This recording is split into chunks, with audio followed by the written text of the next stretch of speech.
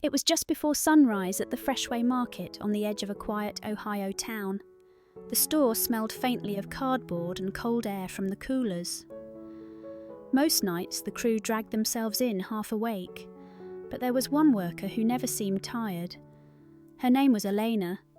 Still, hardly anyone used it. Around here they called her Meter. The nickname came from the little thermometer she kept tucked in her apron pocket. While others tossed boxes onto shelves and joked to pass the time, Eleanor crouched in the dairy aisle, sliding the metal probe into cartons of milk and jotting down numbers in a small notebook. She wrote with the kind of steady hand that made it look more serious than a grocery checklist. "Always writing," Marcia, the older woman on the crew, muttered one morning as she passed by with a box of soup cans. She smiled kindly, the way someone does when they're not making fun, but don't quite understand either. Elena gave a small nod, said nothing, and kept on recording.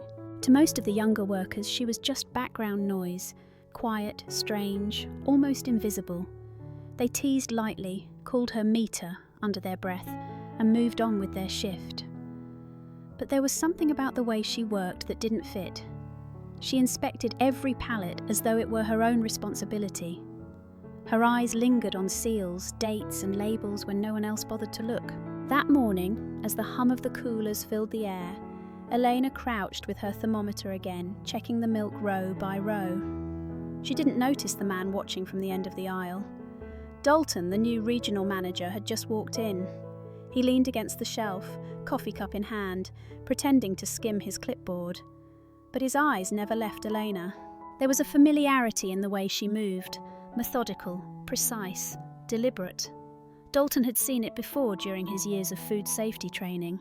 Stockers didn't take temperatures like that, and they certainly didn't keep private logs. He stayed quiet, but inside, a question had already begun to form.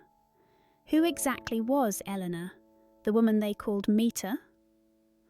By the next morning, the store was buzzing with the usual clatter of pallets being broken down and boxes rolling across the floor. Dalton walked in earlier than usual, coffee in one hand, clipboard in the other. He meant to check on the delivery schedule, but his eyes went straight to the dairy aisle. There was Elena again, crouched low with her thermometer, her notebook open on her knee. She slipped the probe into one carton after another, writing numbers with the same careful rhythm as before. Dalton slowed his pace. He'd seen employees double-check dates or toss out a spoiled gallon, but this was something else. It looked like procedure, like training. Marcia passed by just then, pushing a cart stacked high with cans. She shook her head with a small smile. "That one's got her own system," she said to Dalton as she walked past. "Been doing it since the day she started. Quiet as can be, but never misses a beat." Then she disappeared down another aisle, leaving Dalton standing there with more questions than answers. He stepped closer. "You always check the milk like that?" he asked, trying to sound casual. Elena didn't look up. "It's good to be sure," she said simply. Dalton studied the notebook in her lap. The pages were filled with neat rows of numbers, circled lot codes, tiny check marks in the margins. It wasn't the messy scribble of a bored worker passing time. It was deliberate. "You keep your own notes?" he pressed. This time, Eleanor closed the notebook halfway and finally looked at him. Her eyes were calm, steady, but unreadable. "Everyone's got their habits," she replied, the same words she had used before. Dalton hesitated. He wanted to ask more, but something in her expression told him he wouldn't get an answer. Not today. He gave a slow nod, lifted his coffee, and stepped back. But as he walked away, the thought followed him. That wasn't just a habit, that was something else, something bigger. The warehouse was restless that night. A late truck had everyone moving faster than usual, breaking down pallets, cutting shrink wrap, and rushing to stock the shelves before morning. Eleanor worked in her quiet rhythm, thermometer in hand, notebook resting on the edge of a crate beside her. She stepped away for just a moment when Marcia called out, "Hey Elena, you got the box cutter?" Elena grabbed it from the table and passed it over. Marcia smiled her usual tired smile. "Thanks, hun. You and that notebook, you're like clockwork." Then she turned back to her stack of cans. It was only a few seconds, but when Elena returned, the notebook was gone. The space on the crate was empty. Her heart thudded in her chest as she scanned the floor, the shelves under the pallet. Nothing. She glanced up and caught Tony leaning against the wall, arms crossed. He wore that half smile that never reached his eyes. "Lose something?" he asked, almost too casually. Eleanor held his stare for a beat, then shook her head. "No." She picked up a box, set it firmly on the shelf, and forced herself to keep working. But inside, her pulse raced. Later, when the rush slowed, she slipped into the break room. Her locker door was shut, but not quite right. The latch hung loose, as if it had been forced. She opened it, and there, shoved between her folded sweater and lunch bag, was the notebook. The cover was bent, one corner torn. The pages shifted as if someone had flipped through them before pushing it back. Elena ran her finger over the crease. This wasn't carelessness. Someone had wanted her to know they'd seen it. She sat on the bench under the buzzing fluorescent light, staring at the book that held months of quiet work. For the first time, she let the weight of fear settle in. She had built her safety on silence and invisibility, and now both had cracked. But as quickly as the fear came, she forced it down. She straightened the pages, slipped the notebook into her apron, and stood. If whoever took it thought intimidation would be enough, they didn't know her. Not yet. The break room smelled faintly of burnt coffee and cardboard pizza boxes. A small television muttered the evening news in the corner, its glow bouncing off the linoleum floor. Most of the crew had already gone back to unloading the last pallets. Only Eleanor sat at the table, her notebook resting in her lap, thumb pressed against its bent cover. The door opened quietly and Dalton stepped in. He didn't move with his usual brisk stride. He poured himself a cup of coffee, leaned against the counter and studied her in silence for a moment. "You know," he said finally, voice low and even, "most people just eyeball the milk, toss out the bad ones. They don't log every number like you do." Eleanor looked up slowly. "Everyone's got their habits." Dalton nodded but didn't look convinced. He set his coffee down, crossed his arms. "I've seen habits. This isn't one. This is training. I've been through it myself. Inspectors are the only ones I know who keep records like that." For a moment, the only sound was the hum of the vending machine. Elena closed her notebook halfway, fingers resting on the edge. Her face stayed calm, though her chest tightened. "You've been watching me," she said quietly. Dalton didn't flinch. "Long enough to know you're not just another stalker." The corners of her mouth curved into the faintest smile, one that held no humour. "And what exactly do you think I am?" Dalton hesitated, then shook his head. "I don't know yet. But if there's something bigger going on here, you need to decide whether you're carrying it alone." Before Elena could answer, the door pushed open. Marcia stuck her head in, holding a mug. "Coffee's stale again," she muttered with a small grin, then looked between the two of them. "Didn't mean to interrupt." She slipped out as quickly as she had entered. Dalton waited until the door clicked shut.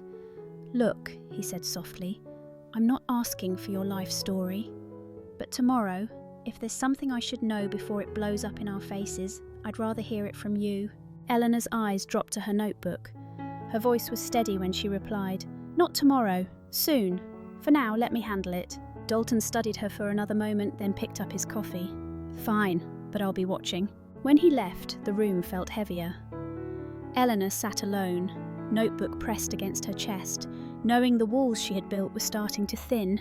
The night was dragging long, the kind that makes every minute stretch. Forklifts beeped in the back lot, and the hum of the coolers carried steady through the aisles. Eleanor was restocking the frozen section when Dalton came over, clipboard in hand. He pretended to check a list, but his eyes stayed on her. "You're carrying something," he said quietly, low enough so the others wouldn't hear. "It's not just that notebook. I can see it." Eleanor kept her focus on the box in front of her, sliding it into place with steady hands. She didn't want to answer, but the words pushed out anyway. "Tomorrow morning," she murmured. Dalton blinked. "What about it?" She closed her notebook, pressing the cover flat against her palm. "That's when it'll show. If anyone's been cutting corners, if anything's being passed off that shouldn't, it'll be in that shipment." Dalton frowned, shifting his weight. "You're saying this isn't just sloppiness?" Her eyes lifted, steady and unshaken. "It's more than that. I've been tracking it for months. Tomorrow is when it lines up." Dalton fell silent, the words weighing on him. He thought about the families who shopped here, about the kids at schools across the county eating whatever came off these trucks. His stomach turned at the thought. "Why you?" he asked finally. "Why not call someone?" Eleanor's voice softened, but her jaw stayed firm. "I already tried, once. It didn't go anywhere." She paused, her eyes dropping to the floor. "And I can't risk watching it get buried again, not when people could get hurt." Dalton studied her, the hum of the coolers filling the silence between them. There was no doubt in her face, no hint of hesitation. She had already decided what tomorrow would bring. At last he gave a slow nod. "Then I'll be here. Whatever's coming, you won't face it alone." For a moment, something eased in Elena's chest. She tucked the notebook back into her apron and turned toward the aisle, her eyes sharp with resolve. Tomorrow morning wasn't just another delivery. It was the moment everything would either come together or fall apart. The warehouse felt colder that night, though the thermostat hadn't changed. Eleanor worked in her usual quiet rhythm, sliding boxes into place, thermometer tucked in her apron, but she could feel it, the eyes on her, Tony's eyes. He had always been loud, the kind of guy who filled the silence with jokes that weren't really funny. Tonight he was quieter, and that silence was heavier than his words had ever been. As Elena stacked yogurt on the shelf, Tony wheeled over a case of milk. He pulled one carton out, glanced at the label, then tossed it back into the box without really checking. "Close enough," he muttered loud enough for her to hear. Then he reached for another, gave it the quickest look, and shrugged. "Nobody cares, right? Long as it looks fine." A few of the younger workers laughed and went along with him, but Tony's eyes flicked toward Elena, waiting. It wasn't a joke, it was a test. Eleanor paused, her hand resting on the shelf. She wanted to call it out, to tell him that cutting corners wasn't harmless, but she knew better. If she reacted, she'd show her hand. Instead, she slid another carton into place and said calmly, "Sometimes the details matter more than people think." Tony raised an eyebrow, studying her. "Yeah? You sound like you've done this before." She met his gaze for just a second, steady and unflinching. "Everyone's got their habits," she replied. Then she bent down, lifted the heavy box, and walked away without another word. Behind her, she could hear Tony chuckle under his breath, though it carried a sharper edge than humour. The carton he'd been holding slipped back into the case, and the sound of the plastic seal tearing just slightly made Elena's pulse quicken. She tucked her notebook deeper into her apron pocket. Tony wasn't just watching now. He was testing, probing, trying to confirm what he already suspected. And tomorrow morning, when the truck rolled in, she knew he'd be standing close, waiting to see what she would do. The shift dragged into the early hours, when tiredness weighed on everyone. The younger workers slipped outside for a smoke, a few scrolled their phones between loads, and the warehouse grew quiet, except for the steady hum of the coolers. Elena stayed behind, finishing a pallet of canned goods, her notebook open on the crate beside her. She didn't hear Marcia right away. The older woman moved slower than the rest, her cart rattling softly as she pushed it across the concrete. "Still writing?" Marcia said gently, setting down her load. "You and that little book. Never seen anyone so careful." Eleanor's hand froze over the page. She considered closing it, brushing it off with the usual line. But when she looked up, she saw no judgment in Marcia's eyes. Just curiosity, and something kinder. With a slow breath, Eleanor turned the notebook so Marcia could see. The pages were crowded with dates, temperatures, lot codes, photos clipped from delivery slips. It wasn't the kind of log anyone kept for grocery shelves. Marcia leaned closer, eyes narrowing as she pieced it together. "You've been tracking the shipments," she whispered. Elena closed the notebook halfway, her voice quiet but firm. "It isn't just carelessness. They're pushing food that isn't safe. Tomorrow's delivery will prove it. If I can catch it, no one can deny it anymore." For a long moment, Marcia said nothing. She pulled out a chair and sat down heavily, her hands folded in her lap. "You know," she said softly, "my husband got sick years ago. Food poisoning. It wasn't just a bad night. He never really got better after that. People think it's rare. It isn't." Elena's chest tightened. She had carried her work alone for so long that hearing those words felt like a crack in the silence she'd wrapped around herself. Marcia reached out, laying a hand on Elena's arm, her grip strong despite the wrinkles. "Don't stop. Don't let them scare you into silence. Tomorrow, when that truck comes, you won't be standing there alone." Elena swallowed hard, the weight of her secret lighter for the first time in months. She gave a faint nod, tucking the notebook back into her apron.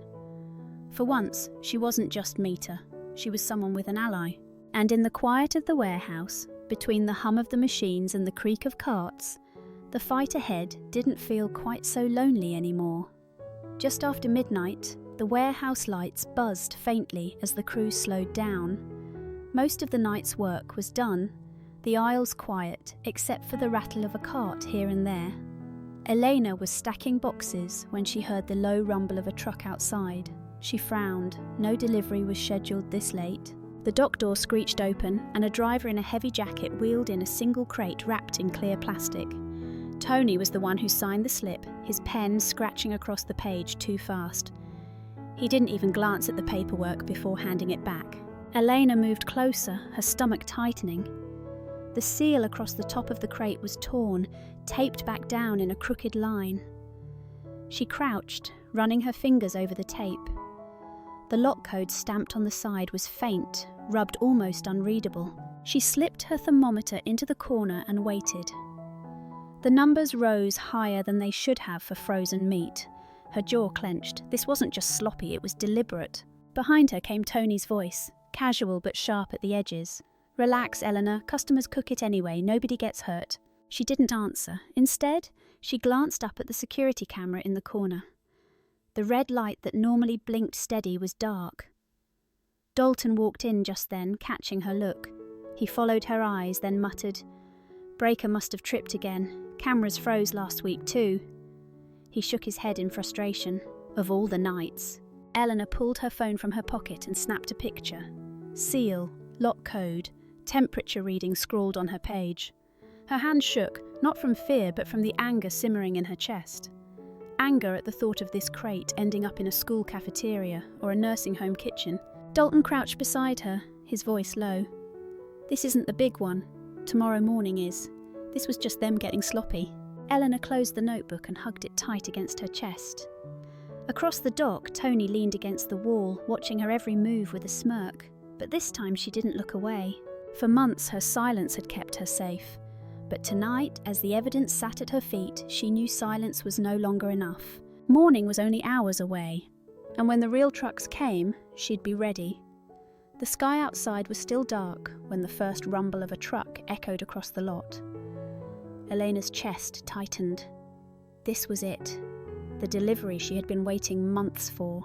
Dalton stood at the dock already, clipboard in hand, though his eyes weren't on the paperwork. They were on Elena.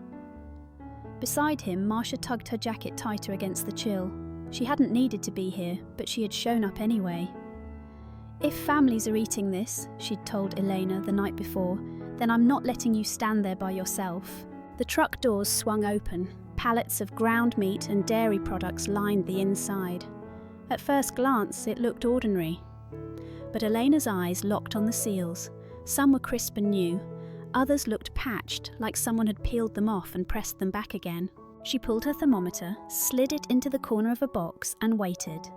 The numbers climbed far too quickly. She jotted them down, circled the lock code, snapped a picture with her phone. Dalton crouched beside her. "That's too warm," he said under his breath. He took his own photo, steady and methodical. "Keep going." That's when Tony appeared, striding across the dock. He was grinning, but his voice carried an edge. "You really think anyone cares about numbers on a page? Customers don't check, they just buy." Eleanor didn't look up. She peeled back the edge of a label and revealed an older date, stamped faint and nearly hidden. Her stomach twisted, proof of relabeling. She circled it in her notebook, her pen pressing harder than usual. Tony stepped closer, slamming the lid of the box shut. "You don't know what you're messing with," he muttered, low but sharp. Before Eleanor could react, Marcia planted herself between them. Her voice was calm but firm. "Back off, Tony. She's not alone." The dock lights flickered for a moment, then steadied again. Dalton pulled out his phone and filmed the entire scene, seal, code, temperature. Eleanor added her notes, each stroke of the pen deliberate. For a heartbeat, the warehouse fell silent. Just Elena, Dalton and Marcia standing over a pallet of evidence no one could ignore. Tony's smirk faltered. He muttered something under his breath and turned away, disappearing into the shadows at the far end of the dock. Eleanor closed her notebook and pressed it against her chest. She had lived months in silence, waiting for this moment.